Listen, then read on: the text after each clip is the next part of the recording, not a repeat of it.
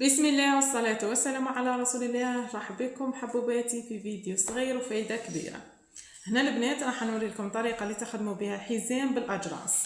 انا عندي 1.5 متر من السوتاج. هنا من الاحسن البنات رايحين تحرقوه هنا في الطرفين باه ما يستنسل لكمش. وجبت زوج قطع من القماش من القندوره اللي راح نخدم لها الحزام. رايحين نديرو هنايا مسافه 12 سنتيم على 12 سنتيم، تخدموا زوج مربعات. اول حاجه راح نجيب الطرف نتاع السوتاج ونحطه بهذه الطريقه، نثني القماش على 2 ونخيطو فيها بالجهه بواحد سنتيم ونزيد منها بواحد سنتيم ونخلو البلاصه هذه مفتوحه شويه منين نخيط. هنايا البنات بعد ما خيطت بواحد سنتيم حتى وصلت لهذه النقطه ديروا بوان داري. هنايا راح نسحب السوتاج بهذا الشكل، نحاولوا نخرجوه بهذه الطريقه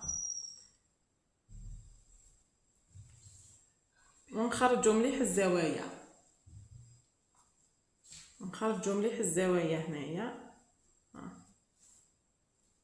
بهذا الشكل. نتحصلوا على هذا نعاودوا ندخلوا هذا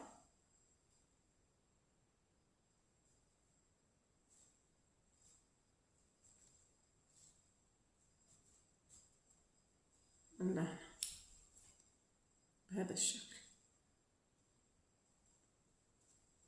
وراح نجي لهذه الزاويه ونعاود نخيطها هنا مليح.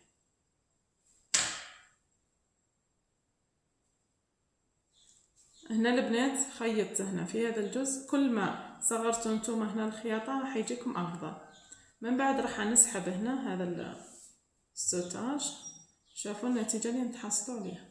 راح يجيكم بهذه الطريقه مع هذا الحزام في السوتاج. راح تجيكم الخدمه هنايا مفينيه. راني خدمت هذا وهذا.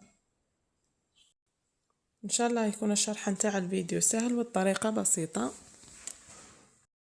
شوفوا الشكل نتاعهم راح يجي بزاف كيوت،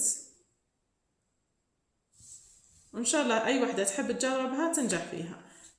ويلا بينا البنات نركبوا الحزام على الموديل اللي كنا خيطناه ونشوفوه مع بعض كيفاه خرج لي.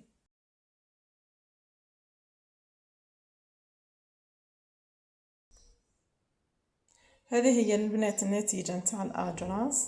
شوفوا البنات جاو بزاف كيوت. درسهم في هذا الموديل على حساب الطلب تاع زبونتي. احلى موديل للعيد، جا بزاف شباب. تقدروا تستعملوا لها الحزام، تقدروا تلبسوها بلا حزام.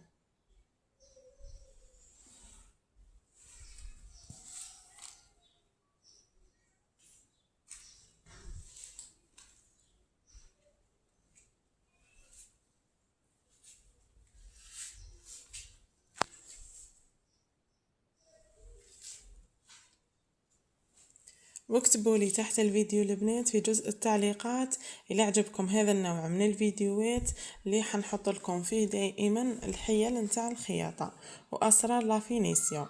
اللي عجبها تكتب لي في التعليقات.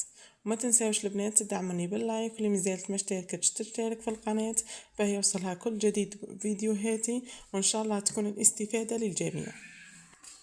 في رعايه الله وحفظه، الى الملتقى في الفيديو القادم.